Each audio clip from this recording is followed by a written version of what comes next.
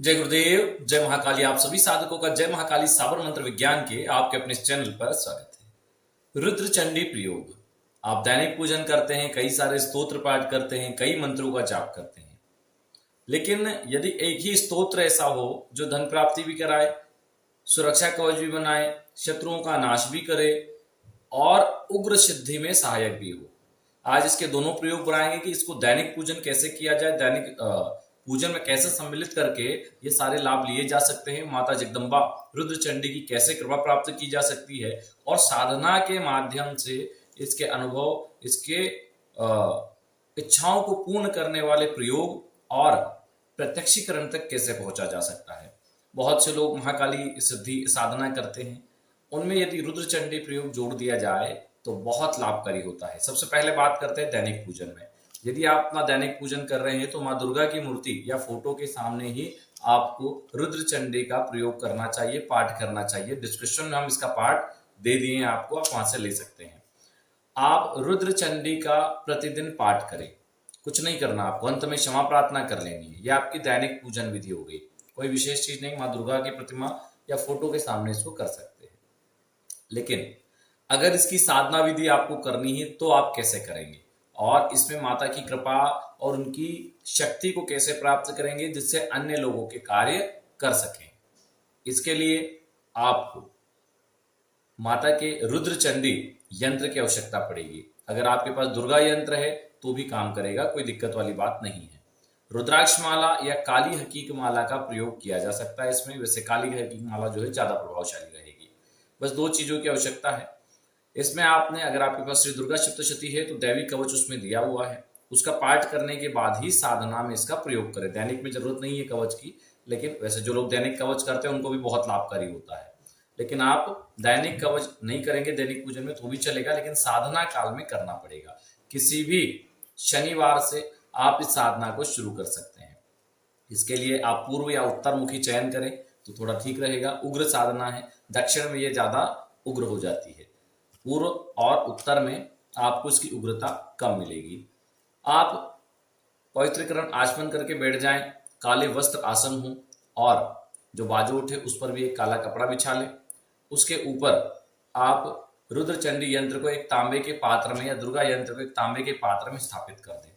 अगर यह नहीं है आपके पास तो माँ दुर्गा की प्रतिमा भी चल जाएगी, उनका पूजन कर दे। वैसे यंत्र का होना बहुत आवश्यक होता है क्योंकि उसमें साधना में शक्ति की जो उग्रता होती है वो कम हो जाती है। कई बार जो मूर्ति आपके पास होती है वो प्राण प्रतिष्ठित नहीं है और भी बहुत सारी चीजें होती है, तो कई बार जो मूर्ति है वो उतना पर्याप्त काम नहीं कर पाती, इसलिए यंत्र का महत्व अधिक होता है।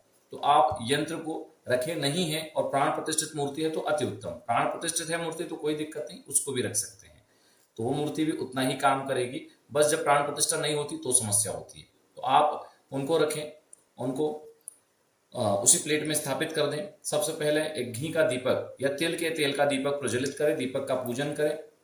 पहले अपना पवित्रीकरण आचमन कर लें, उसके बाद हाथ में जल लेके संकल्प लें कि मैं रुद्र चंडी अनुष्ठान करने जा रहा हूं, भगवती प्रसन्न हो, प्रत्यक्ष रूप से आशीर्वाद प्रदान करें, सिद्धि प्रदान करें। बस ये दो चीजें ही बोलें, दोनों में से एक तो मिल ही जाएगा और माता की कृपा रही तो दर्शन भी हो जाए। हालांकि दैविक साधनाएं ऐसी है कि ये मैं गारंटी से हम आपको बोल सकते हैं कि पहले अनुष्ठान में भी दर्शन हो सकते हैं, पहले अनुष्ठान में भी दर्शन हो सकते हैं। इसका एक उदाहरण है कि कुछ साल पहले जब बहुत नए थे इस लाइन में, और जगदम्बा की एक मूर्ति है हमारे यहाँ, लगभग 400 साल पुरानी है, लेकिन वो पाषाण के पत्थर पर है, वो हमारे पूर्वजों की है। और जब हम वहां पर साधना के लिए बैठे, हमें नहीं पता था वो कौन है, क्योंकि उस समय तक किसी को नहीं पता था कि वो मूर्ति है किसकी उस पत्थर के अंदर, क्योंकि स्पष्ट मूर्ति नहीं उभरी थी।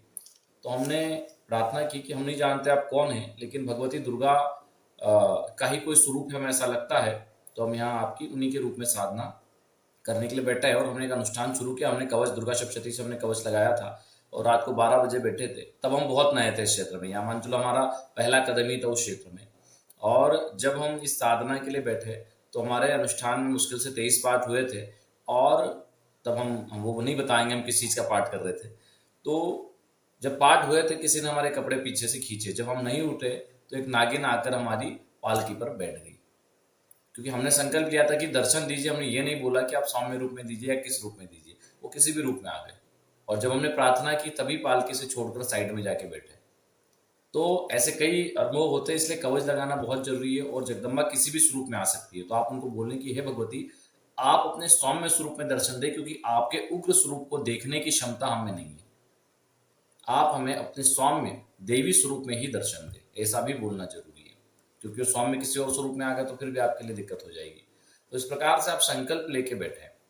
उसके बाद आप गुरु पूजन, गणेश पूजन करें, माँ जगदम्बा की मूर्तियां, यंत्र जो भी है उसको स्नान आदि करवाएं और अच्छे से पूजकर कुमकुम, चावल, अक्षत आदि से पूजन करें, अष्टगन आदि से पूजन करें, पुष्प चढ़ाएं, किसी भी प्रकार के पुष्प चढ़ा सकते हैं। जैसे गुड़हल के पुष्प जो होते हैं, लाल गुड़हल जो होता है वो अधिक प्रभावी होते हैं, अगर आपके आसपास है तो चढ़ा सकते हैं। इसके बाद आप माला का भी पूजन कर दे। वैसे माला इसमें जो होती है सुरक्षा माला होती है धारण करने के लिए, वो आप ले सकते हैं। अगर आपको उसकी आवश्यकता नहीं है कि हमें सुरक्षा की आवश्यकता नहीं है, हम कवच लगा ही रहे, तो जरूरी नहीं होता है। अगर आपके पास पहले से कुछ सुरक्षा माला है जो देवी साधनाओं से संबंधित है, तो उसका भी इसमें प्रयोग किया जा सकता है। ठीक है, इसमें माला जप में स्त्रोत्र में, रुद्र चंडी स्त्रोत्र में माला जप की आवश्यकता नहीं होती, कि वो सुरक्षा के लिए प्रयोग किया जाता है। लेकिन अगर आप दुर्गा सप्तशती से कवच लगा रहे हैं तो फिर आपको माला की भी आवश्यकता नहीं है। ठीक है, अब आपने क्या करना है कि संकल्प ले लिया आपने, पूजन कर दिया, दीपक आपका साधना काल में चलते रहना चाहिए। जहां भी आप साधना कर रहे हैं एक मीडियम लाइट चलता रहे। ठीक है, साधना काल में मीडियम लाइट चलता रहे। सबसे पहले आप एक माला गणेश मंत्र और एक माला गुरु मंत्र कर लें। उसको करने के बाद में आप श्री दुर्गा सप्तशती से दुर्गा कवच का पाठ कर लें।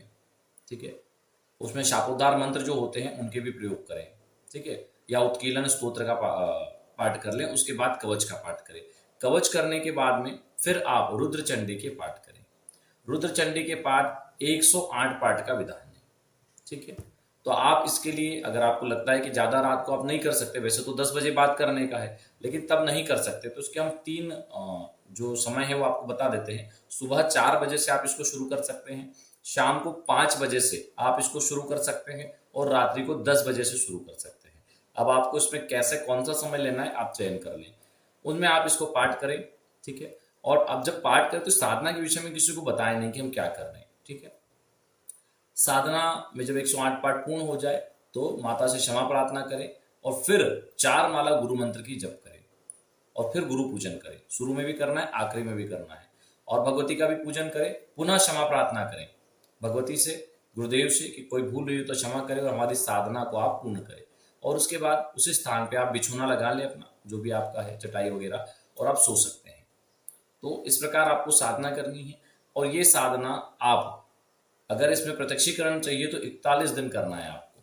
अगर आप केवल सिद्धि के लिए कर रहे हैं तो 21 दिन पर्याप्त है। किसी विशेष कार्य को करने के, निकलवाने के लिए कर रहे हैं तो 7 दिन या 11 दिन पर्याप्त है, उससे 11 दिन कर लेना चाहिए। ठीक है, साधना के विषय में किसी को बताने को विशेष संकल्प लिया तो संकल्प को लेकर कर सकते हैं। ये स्तोत्र आपको सिद्ध होगा। रुद्र चंडी स्तोत्र है, बड़े से बड़े तंत्र, बड़े से बड़े शत्रुओं का नाश कर देता है। साधना काल में ब्रह्मचर्य का पालन, जमीन पे एक समय भोजन बिना लहसुन प्याज का करना चाहिए। ठीक है, जब आपकी साधना कंप्लीट हो जाए तो 1, 3, 5, 7, 11 अपनी क्षमता अनुसार कन्या भोजन करवा दे और उनके चरण स्पर्श करके आशीर्वाद ले लें। ये साधना कंप्लीट होगी, ये स्तोत्र सिद्ध होगा। जब भी आवश्यकता पड़े इस प्रयोग को दोहराकर आप इसका लाभ ले सकते हैं। रोग नाश के लिए इसका प्रयोग कर सकते हैं, शत्रु नाश के लिए कर सकते हैं, विपदा नाश के लिए कर सकते हैं, ग्रह बाधा नाश के लिए कर सकते हैं, तंत्र बाधा नाश के लिए कर सकते हैं, मान सम्मान प्राप्ति के लिए कर सकते हैं, पद प्रतिष्ठा प्राप्ति के लिए कर सकते हैं, विशेष कार्य को निकालवाने के लिए कर सकते हैं, परिवार, संतान, कुल की रक्षा के लिए कर सकते हैं। रुद्र चंडी प्रयोग है, इनके सामने कोई टिकता ही नहीं है। यहां तक कि जब इनके विशेष प्रयोग किए जाते हैं, आर्धपट्टीश्वर जो प्रयोग होता है, जो मारण प्रयोग की श्रेणी में आता है। इसके अलावा शरभ प्रयोग जब किया जाता है मारण श्रेणी का, तो इनमें भी रुद्र चंडी का आवाहन होता है, उनके मंत्रों का समावेश होता है। इतना प्रभावी है। मां कालिका के ही उग्र स्वरूप को रुद्र चंडी कहा गया है। मां कालिका के मंत्रों को मारण प्रयोग में विशेष महत्व है, क्योंकि वो प्रमुख देवी है। तो जब इतनी बड़ी देवी रक्षा के लिए खड़ी होंगी, जो स्वयं ही मारण की देवी है, तो बताओ कौन किसी का नुकसान कर पाएगा? साधक का नुकसान कौन कर सकता है? यहां तो हम स्वरक्षा के लिए कर लें, किसी पे प्रयोग थोड़ी ना कर रहे हैं। तो ये बहुत प्रभावी है और साधना को करके इसके लाभ लेना चाहिए। परिवार की सुरक्षा के लिए, क्योंकि आने वाला समय बड़ा खराब है। अनेक प्रकार की बीमारियां, उत्पात सामने खड़े हैं। विश्व में असंतुलन की स्थिति पैदा हो रही है। तो ऐसे समय में खुद की, परिवार की, राष्ट्र की और जगत सुरक्षा के लिए इन स्तोत्र और मंत्रों का पाठ किया जाता है। खैर, आजकल कौन जगत की, संसार की सोच रहा है? लोग अपने और परिवार की सोच लेते हैं, वही बड़ी बात है। उसके लिए कर ले, वही बहुत बड़ी बात है। जो साधु संत हैं, जो सब कुछ त्याग कर अपना जीवन राष्ट्र और संसार के हित के लिए कर रहे हैं, वही ऐसा कार्य और त्याग कर सकते हैं। बाकी गृहस्थ लोग अपने स्वयं के लिए भी कर लें तो बड़ी बात है। चलिए, आज के लिए इतना ही। जय गुरुदेव, जय महाकाली।